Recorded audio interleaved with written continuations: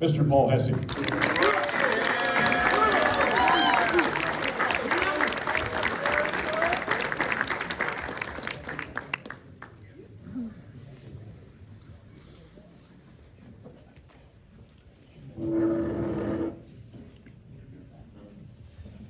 Thank you, appreciate it. Thanks to the committee, appreciate it. You know, have been exposed to this organization a lot. I have a lot of players who've gone through here and won awards through this organization through the years. And 88 years, unbelievable, unbelievable. And it's a tribute to the people that have spent their time, the coaches and the administrators have done the effort to keep this thing going. And you gotta keep it going as long and beyond when we leave this earth, you know? So it's an important thing. It's a tribute to the great players that you have and the great coaches you have in Stark County. And I'm really happy to be a part of that. When Rocky called me, he kind of threw me for a loop. When he told me, he says, "You've been inducted." I says, what are you talking about? You know? And finally, he got me off the ledge a little bit, and I was very honored, and I'm very humbled by this. I'm not out for anything. My reward is the relationships that I've had with my players through the years and the coaches. And that's the reason that I've been in this thing. Yeah, we like to win. Trust me, on game day, it's about winning. But beyond that, it basically becomes very insignificant. It becomes more about relationships, and all of a sudden they have their own children, and everything goes beyond that, and some of them become coaches. So it's a neat thing. Definitely want to thank God for the opportunity to be on this earth, to be able to do this. That's number one. Number two, came from a huge family. You know, we had 8 kids. Mom and Dad were tremendous. I was the oldest. You know, we shared everything. You know, bunk beds. You know, the meals were basically 9 of us around the table or 10 of us around the table, and, you know, portioning it out and all that type of thing. Things have changed. But, you know, probably I learned a lot about what I wanted to do as a coach as it relates to being selfless, about sharing, all the things that go into very good organizations. And that's a lot of it started back in when I was growing up. A lot of people influence you through the years. I remember in high school there was a basketball coach. His name was John Stedman. He lived right down the road from us in Suffield. And we only had one car. So that was my ride home. Well, we went over to Cuyahoga Falls, and I was a stat man for the basketball team. I wasn't very good, so he made me a stat guy. And so we go over to Cuyahoga Falls for the tournament, and we're playing, and I'm the stat guy, and my best friend is it's a point guard. His name is Kenny Evans from Mogador. His dad was the Mogador coach at the time. And all of a sudden, Kenny and this guard from Ravenna get into it. And next thing you know, the referees are going out, technical fouls and everything else that goes along with that. And then, so they broke that up. Well, I started screaming at the officials. And all of a sudden, I got a technical foul. So next thing you know, it's halftime. And I usually stay out, and all of a sudden the manager comes in and says, "Hey, coach wants to see you." So I go in the locker room, and he just dressed me up one side and down the other. Never forgot it. And, to make a long story short, we go back on the bus, we get back to the school, and guess what my ride home is? With Coach John Stedman.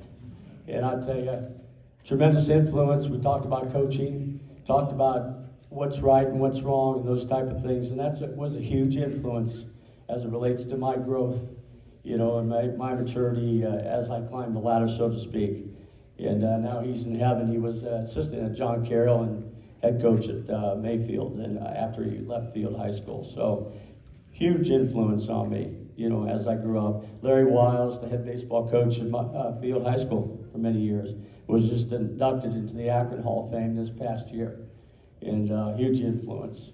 And maybe some of the things that maybe I didn't want to do what he did. He wasn't very organized, but he was a good coach. So that was part of the things that I learned from them. Going forward, getting into college, I always wanted to be a college coach. Well, it didn't happen right away. You know, I coached in the Akron Double-A League. I coached against some of the guys sitting over here at the table. This guy here, you know, and some of the teams we had. And Dale Herbert, who's sitting right over there, and Joe Gilhausen, and all those guys that were in those leagues at that time. We had some barn burners back then when the Akron League played the Canton League, et cetera. So, but I always had this hope that I eventually would get into college coaching. And at one point, I didn't think it would happen, and I caught a break. My assistant at the medical school in Rootstown, which I was the director of auxiliary services at, happened to get the mount job. And so he gets the mount job, and he works for me, and he needs time off. And so he comes to me, he says, hey, I need to leave early. Can we work this out? He says, in fact, I'll make you my pitching coach. And I said, well, this is a negotiating ploy I've never had before. Well, I bought into it. And we worked it out, and he went down, and Larry Karras hired him, and then I became his assistant. Where 4 years later, all of a sudden, he decides he doesn't want to do it anymore. So basically, I took advantage of the situation. I applied, and all of a sudden, I get a call from Larry Karras, and Larry says, hey, you want the job? And I took a huge cut in pay, and I've been happy ever since. So that's that's my story. That's how it happened, you know. And so it's been a real good ride since that point in time. One of my first assistant coaches was Dale Herbert. My God, what a godsend. And he's sitting over there, keeps his head down and ignoring me. But, you know, what a hitting coach, you know. Yeah, he's growling over there right now. But, you know, so I was blessed with a lot of assistant coaches, a lot of great players. And that's the reason we've had the success we've had over the years. And initially it was kind of a hilly ride, but we made it happen. You know, I have a lot of good friends in coaching. I look at Rem over here, I look at Berkey. I got a lot of guys that over the years that we've related to. Dave Frost, who was a great mentor for me. You know, he was a good guy, and I remember going to some of his practices one time, just to tell a story. Went to a practice of his, and it was 5 hours long. Remember that, Berkey? Oh my God.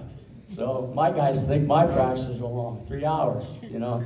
So it's you learn a lot of things from good people as you're going through. A lot of my guys that played for me are here, you know, through the years, and some of them are up. You know, Timmy Newman, what a great young man. You know, Ty Moorhead. You know, I just saw him, and gosh, he's gotten huge. Why weren't you that big when you played for me? My God. So, you know, a lot of great players, great coaches, a lot of great mentors. Bob Fisher, who's here today, the former coach of BW, a great friend. We've always talked on the phone and stuff, you know, and I beat him, he beat me. We'd always talk each other a day later, and, you know, it was a great relationship. And that's what's special about this sport, you know. So somebody asked me, when are you going to retire? Well, the man upstairs says it's time for me to retire. You're having fun, what the heck, right? So thanks to my players throughout the time that I've been coaching. Thanks to all the fellow coaches, you know, who helped me through things. You know, I look at some of the guys, Joe Gilhausen, Spike was assistant for me. Spike Ridley, where are you at? You know, you tolerated me for a couple of years too. But, you know, great people, and that's what makes great coaches. So I'm honored to be here. I thank everybody for being here. Thanks for your patience, and congratulations to the rest of the inductees, and enjoy. Thank you.